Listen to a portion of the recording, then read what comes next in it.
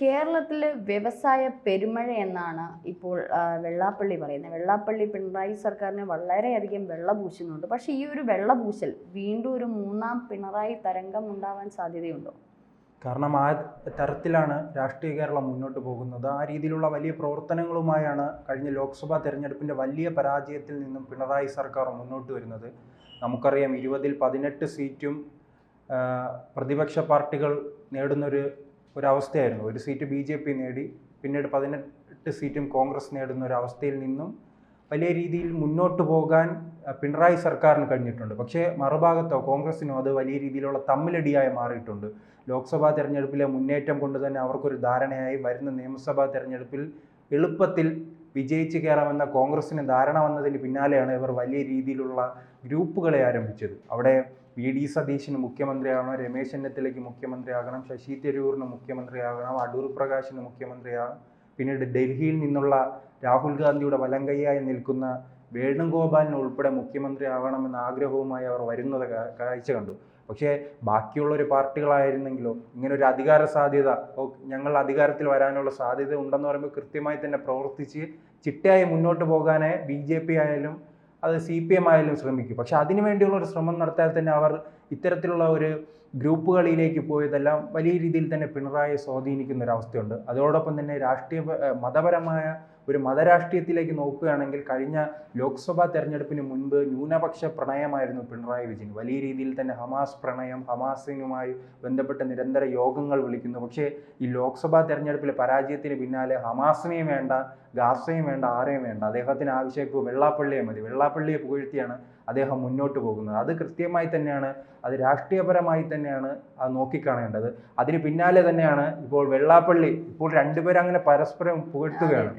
രാവിലെ നോക്കുമ്പോൾ പിണറായി വിജയൻ പറയുന്നു, അല്ലെ, ഒരു ഇടക്കാലത്ത് നോക്കുമ്പോൾ വെള്ളാപ്പള്ളി നടേശൻ കുമാരനാശനേക്കാൾ മികച്ച ഒരാളാണ്, 30 വർഷത്തിലധികമായി SNDPയുടെ പ്രസിഡന്റ് ആയിരിക്കുന്നു, അല്ലെ, തലവനായിരിക്കാൻ അദ്ദേഹത്തിന് കഴിയുന്നുണ്ട്.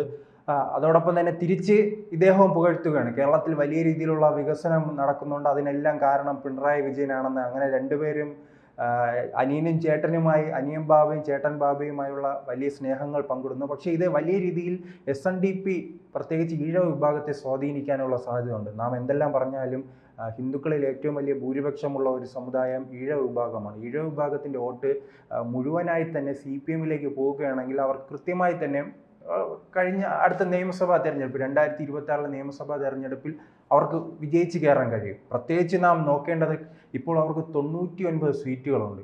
LDFന് 99 സീറ്റും 68 സീറ്റോളം CPMമുണ്ട്. അവർ 20 സീറ്റിലധികം പരാജയപ്പെട്ട, അല്ലെങ്കിൽ 25 സീറ്റിലധികം പരാജയപ്പെട്ടാൽ പോലും അവർക്ക് അധികാരത്തിൽ തുടരാനുള്ളൊരു സാധ്യതയുണ്ട്. ആ രീതിയിലേക്ക് അങ്ങനെ 20-ഉം 30-ഉം സീറ്റിലേക്ക് CPMനെ പരാജയപ്പെടുത്താനുള്ള, LDFനെ പരാജയപ്പെടുത്താനുള്ള കഴിവ് ഇപ്പോൾ കോൺഗ്രസിനുണ്ടോ എന്ന് സംശയിക്കേണ്ടിയിരിക്കുന്നു. അങ്ങനെ തെരഞ്ഞെടുപ്പ് രാഷ്ട്രീയത്തിലേക്ക് ഇറങ്ങുമ്പോൾ അങ്ങനെ പെട്ടെന്ന് വിജയിച്ച് കയറാൻ കഴിയില്ലല്ലോ. അവിടെ മാത്രമല്ല, ശ്രീത് പറഞ്ഞോണേ, ഈ തെരഞ്ഞെടുപ്പ് അടുക്കുമ്പോഴേക്കും ഇവരുടെ കിറ്റ് വിതരണം, ഇത്തരത്തിലുള്ള ജനങ്ങളെ എങ്ങനെ ആകർഷിക്കത്തക്ക രീതിയിലുള്ള കാര്യങ്ങളെല്ലാം ഇവർ നടത്തുകയും ചെയ്യും. അതിൽ ഈ മലയാളികൾ വീഴുകയും ചെയ്യും, വോട്ടിടുകയും ചെയ്യും. പക്ഷേ കഴിഞ്ഞ ലോക്സഭാ തെരഞ്ഞെടുപ്പിൽ ഉണ്ടായ ഒരു UDF തരംഗമുണ്ട്. അപ്പോൾ ഒരു പക്ഷേ ഈ പിണറായി സർക്കാരിനെ മടുത്തു എന്നുള്ളൊരു തോന്നല ആയിക്കൂടിയത്. അത് ചേച്ചി പറഞ്ഞതിൽ തന്നെ അതിൻ്റെ ഉത്തരവുണ്ട്. കഴിഞ്ഞ ലോക്സഭാ തെരഞ്ഞെടുപ്പ് കാലത്ത് പെൻഷൻ ഇല്ലായിരുന്നു, അതോടൊപ്പം തന്നെ വിലക്കയറ്റം ഉണ്ടായിരുന്നു. സപ്ലൈകോയിൽ ഉൾപ്പെടെയുള്ള, അല്ലെ, ഓണസമയത്തെല്ലാം നോക്കിയാൽ വലിയ രീതിയിലുള്ള വാർത്തകളുണ്ടായിരുന്നു. അവിടെ ഉപ്പ് മുതൽ കർപ്പൂരം വരെ ആ സ്ഥാപനങ്ങളിൽ ഇല്ല എന്നുള്ള വലിയ വിമർശനങ്ങളുണ്ടായിരുന്നു. പക്ഷേ ആ വിമർശനങ്ങളിൽ നിന്നും കരകയറാനുള്ള ശ്രമം വരുന്ന തെരഞ്ഞെടുപ്പിൽ നടത്തിയത് ഒരു 3 മാസം മുൻപ് എല്ലാവർക്കും കൃത്യമായി തന്നെ ഈ പെൻഷൻ നൽകാനും അതോടൊപ്പം തന്നെ കിറ്റ് നൽകാനുമുള്ള ശ്രമങ്ങളുണ്ടായി. സപ്ലൈകോയിൽ കൃത്യമായി ഈ സാധനങ്ങൾ എത്തിച്ച് അതിൻ്റെ എല്ലാം വിലക്കുറവ് പിടിച്ചു നിർത്താൻ കഴിഞ്ഞാൽ വീണ്ടും പിണറായി സർക്കാർ തന്നെ അതിനുള്ള സാധ്യതയുണ്ട്. അതിനുള്ള സംഘടനാ സംവിധാനം അവർക്കുണ്ട്. അതാണ് ഞാൻ പറഞ്ഞത്, ഒരു 20-25 സീറ്റ് പരാജയപ്പെട്ടാൽ പോലും പിണറായിക്ക് 3-ാം തവണ അധികാരത്തിൽ വരാനുള്ള സാധ്യത വലിയ രീതിയിൽ കാണുന്നു. വോട്ടുകൾ എന്ന് പറയുമ്പോൾ അതിൽ ഭൂരിഭാഗം ചിലപ്പോൾ BJPയിലേക്ക് പോകാൻ സാധ്യതയുണ്ട്. കാരണം BJPയുടെ ഇപ്പോൾ സംസ്ഥാന അധ്യക്ഷനായിട്ട് രാജീവ് ചന്ദ്രശേഖർ വന്നത് മുതലുള്ള അവരുടെ ചിട്ടയായ പ്രവർത്തന രീതികൾ ഒരു പക്ഷേ BJPയിലേക്ക് ഈ വോട്ടുകൾ മാറാനുള്ള, ഇപ്പോൾ വെള്ളാപ്പള്ളി അനുസരിക്കണമെന്നില്ലല്ലോ എല്ലാ ഈഴവരും.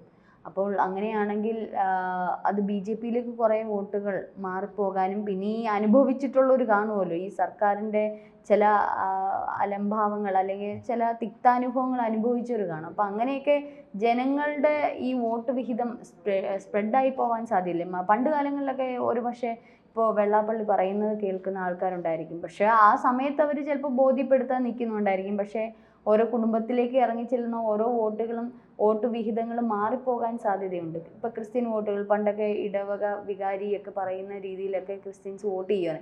ഇപ്പം അങ്ങനെയല്ല, തലമുറകളൊക്കെ മാറി. അപ്പം എത്രത്തോളം ഇതൊക്കെ സക്സസ്ഫുൾ ആവാൻ സാധ്യതയുണ്ട് വെള്ളാപ്പള്ളിയെ വെള്ള പൂശുമ്പം വെള്ളാപ്പള്ളി തിരിച്ചു പൂശുമ്പോഴും. അല്ല, വെള്ളാപ്പള്ളി അങ്ങനെ പറയുമ്പോഴേക്കും മറ്റൊരു കാര്യമുണ്ടല്ലോ, ഈ തീയ വിഭാഗത്തിൽ നിന്നുള്ള OBC വിഭാഗത്തിൽ നിന്നുള്ള പിണറായി വിജയന് SNDPക്കാർ വോട്ട് ചെയ്യുന്നത് സ്വാഭാവികമായും നമ്മുടെ ഒരാളല്ലേ എന്ന് കരുതി അവർ വോട്ട് ചെയ്യാനുള്ള സാധ്യതയുണ്ട്. അതോടൊപ്പം തന്നെ കഴിഞ്ഞ ലോക്സഭാ തെരഞ്ഞെടുപ്പ് കാലത്ത് നമുക്കറിയാം, എല്ലാ കാലത്തും BJPക്ക് അതിൻ്റെ വോട്ടിംഗ് ശതമാനം വർദ്ധിക്കുകയാണ്. വിജയസാധ്യത ഉള്ള പ്രദേശങ്ങളിലാണ് പലർക്കും വോട്ടിടാൻ താല്പര്യമുള്ളത്. ഇപ്പോൾ തിരുവനന്തപുരത്ത് BJPക്കായി വോട്ടിടുന്നതാണ് ഇവിടെ ഒരു വിജയപ്രതീക്ഷയുണ്ട്. ആറ്റിങ്ങിൽ വിജയപ്രതീക്ഷ ഉണ്ടായിരുന്നു, ആലപ്പുഴയിൽ ഉണ്ടായിരുന്നു. അങ്ങനെ വിജയപ്രതീക്ഷയുള്ള സ്ഥലങ്ങളിൽ മാത്രമാണ് ഈഴവ വിഭാഗം BJPക്ക് വോട്ട് ചെയ്യുന്നത്. അല്ലെങ്കിൽ പഴയതുപോലെ തന്നെ ഈ LDFന് വോട്ട് ചെയ്യാനുള്ള സാധ്യതയുണ്ട്. അതോടൊപ്പം തന്നെ നിയമസഭാ തെരഞ്ഞെടുപ്പിൽ BJPക്ക് വലിയ അധികാരത്തിലെത്താൻ കഴിയില്ലെന്ന് പകൽ പോലെ വ്യക്തമാണ്. ഇനി ചിലപ്പോൾ 2031 എന്തെങ്കിലും സാധിക്കുമെങ്കിലേ ഉള്ളൂ. ഈ തെരഞ്ഞെടുപ്പ് കാലത്ത് ഇനി ഒരു വർഷമല്ലേ ഉള്ളൂ. ആ ഒരു വർഷം കൊണ്ട് BJPക്ക് അങ്ങനെ തദ്ദേശ സ്വയംഭരണ തെരഞ്ഞെടുപ്പ് വരുമ്പോൾ പഞ്ചായത്തിന്റെ ഒരു അധികാരം അല്ലെങ്കിൽ അത്തരത്തിലുള്ള അധികാരം BJPയിലേക്ക് പോകട്ടെ എന്ന് കരുതി ഒരു പക്ഷേ അങ്ങനെ പോയിക്കൂടെ, അങ്ങനെ വോട്ട് വിഹിതങ്ങൾ പോയിക്കൂടെ തദ്ദേശ തെരഞ്ഞെടുപ്പ് വരുമ്പോൾ? അല്ല, അത് ഈ പ്രത്യേകിച്ച് നാം മലബാർ പ്രദേശം കൂടെ നോക്കിക്കാണേണ്ടതുള്ളൂ. BJPക്ക് എപ്പോഴും ശക്തി കേന്ദ്രങ്ങൾ ഏതാണ്? 1-2 ജില്ലകൾ മാത്രമേ ഉള്ളൂ. ഒന്ന് തിരുവനന്തപുരം, അതോടൊപ്പം തന്നെ ഈ തൃശ്ശൂർ, ആ രീതിയിൽ കുറച്ച് ആ സ്ഥലങ്ങളിൽ മാത്രമേ ഒരാൾക്ക് BJPക്ക് വോട്ട് ചെയ്യണമെന്നറിയാം. പക്ഷെ ജനകീയനായ ഒരു സ്ഥാനാർത്ഥി കൂടെ മുന്നിൽ നിർത്തണമല്ലോ. അല്ലാതെ നാം നോക്കിയിട്ട് BJPക്ക് നരേന്ദ്രമോദിയെ മുഖം നോക്കിയിട്ട് ഒരിക്കലും പഞ്ചായത്തിൽ വോട്ട് ചെയ്യില്ല, നിയമസഭയിൽ വോട്ട് ചെയ്യില്ല. ചിലപ്പോൾ ലോക്സഭയിൽ നരേന്ദ്രമോദിയെ ഇവിടെ മുഖം നോക്കി വോട്ട് ചെയ്യുന്നവർക്കാണ്. ആ രീതിയിൽ എന്തായാലും കൃത്യമായി തന്നെ ഒരു ധ്രുവീകരണം ഉണ്ടാക്കാനുള്ള ശ്രമവുമായാണ് പിണറായി സർക്കാർ മുന്നോട്ട് പോകുന്നത്. അതോടൊപ്പം തന്നെ മറ്റു കാര്യങ്ങൾ ശ്രദ്ധിക്കണം. ഈ അടുത്ത വർഷം പല വികസനങ്ങളും, ഇപ്പോൾ കേന്ദ്ര സർക്കാരിൻ്റെ ദേശീയപാത വികസനമുണ്ട്, ഇപ്പോൾ വിഴിഞ്ഞം തുറമുഖമുണ്ട്, അങ്ങനെ പല പദ്ധതികളും ഇപ്പോൾ ഉദ്ഘാടനം നടന്നുകൊണ്ടിരിക്കുന്നു. ഇനി ഉദ്ഘാടനം ചെയ്യാനുള്ളതുണ്ട്. അതെല്ലാം ആ സ്ഥലങ്ങളിലെല്ലാം ഏറ്റവും കൂടുതൽ കാണുന്ന ഫ്ലെക്സിൻ്റെ നേതാവിൻ്റെ പേര് പിണറായി വിജയനാണ്. അത് വലിയ രീതിയിലുള്ള ഒരു വികസന നായകനായി മാറ്റാൻ മുണ്ടെടുത്ത കേന്ദ്രത്തിന്റെ പല വികസന പദ്ധതികളും പിണറായിയുടെ കിരീടത്തിലെ പൊന്തൂലായിട്ട് തന്നെയാണ് ചിത്രീകരിക്കുന്നത്. പക്ഷെ അതൊക്കെ മാറ്റം വരുന്നുണ്ടെന്ന് തോന്നുന്നു. ഒരുപക്ഷെ BJPയുടെ നമ്മൾ നേരത്തെയൊക്കെ ചർച്ചകൾ ചെയ്തതുപോലെ അവർ ഓരോ മണ്ഡലങ്ങളിൽ അടിസ്ഥാനപ്പെട്ട് പാർട്ടി ഓഫീസുകളിൽ തന്നെ എന്തൊക്കെ സേവാ കേന്ദ്രങ്ങൾ അവർ സ്ഥാപിക്കുന്നുണ്ട്.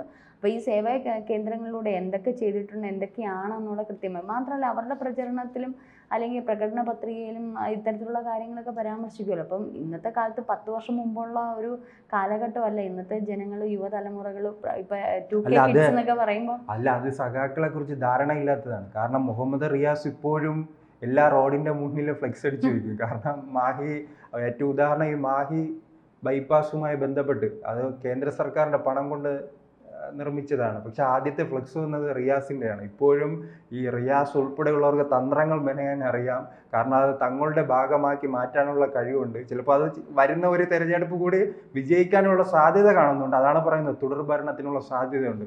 ഇപ്പോഴും പിണറായി വിജയൻ അമിത്ഷായെ ഭീഷണിപ്പെടുത്തും, നരേന്ദ്രമോദിയെ ഭീഷണിപ്പെടുത്തും. അവർ ഇങ്ങോട്ട് കേരളത്തിൽ വന്നാലുണ്ടോ എന്ന രീതിയിലുള്ള ഭീഷണിപ്പെടുത്തുന്നത് കൈയടിക്കുന്ന കേരളത്തിലെ സഖാക്കന്മാരുള്ള കേരളമാണ്. അപ്പോൾ ആ സഖാക്കന്മാർക്ക് വരുന്ന തെരഞ്ഞെടുപ്പിലും തങ്ങളുടെ കഴിവ് തെളിയിക്കാൻ കഴിയും. എന്തുകൊണ്ട് കഴിവ് തെളിയിക്കുന്നു എന്ന ചോദ്യം വരുമ്പോഴാണ് ഈ ഏറ്റവും പ്രധാനപ്പെട്ട പ്രതിപക്ഷം നാം എന്തെല്ലാം പറഞ്ഞാലും കോൺഗ്രസ്സാണ്. കോൺഗ്രസ് വലിയ രീതിയിൽ മുന്നേറിയാൽ മാത്രമേ CPMനെ പരാജയപ്പെടുത്താൻ പറ്റൂ. BJP കൂടിപ്പോയ ഒരു 10-15 സീറ്റ്, അതും സാധിക്കുമോ എന്ന് നാം കണ്ടറിയണം. ആ രീതിയിലെ പിടിച്ചു കെട്ടാൻ കഴിയുള്ളൂ. CPMന് ആ രീതിയിലെ പിടിച്ചു കെട്ടാൻ കഴിയൂ. അതോടൊപ്പം തന്നെ ആ രീതിയിൽ പോവുകയാണെങ്കിൽ എന്തായാലും അത് കോൺഗ്രസിനായിരിക്കും വലിയ നഷ്ടമുണ്ടാകുക. അത് മുൻ ചർച്ചകളിൽ പറയും പോലെ കേരളത്തിൽ എന്തായാലും പിണറായി വിജയൻ്റെ ഐശ്വര്യം എന്ന് പറയുന്നത് കോൺഗ്രസ് ആണ്, കോൺഗ്രസ് നേതാക്കളാണ്. അവർ ഉള്ളത് കൊണ്ട് തന്നെ മൂന്നാമതും കേരളത്തിൽ പിണറായി സർക്കാർ തന്നെ വരാനുള്ള സാധ്യതയുണ്ട്. അതിനു വേണ്ടിയുള്ള ശ്രമങ്ങളാണ് ഇപ്പോൾ വെള്ളാപ്പള്ളി അടക്കമുള്ളവർ ശ്രമിച്ചുകൊണ്ടിരിക്കുന്നത്.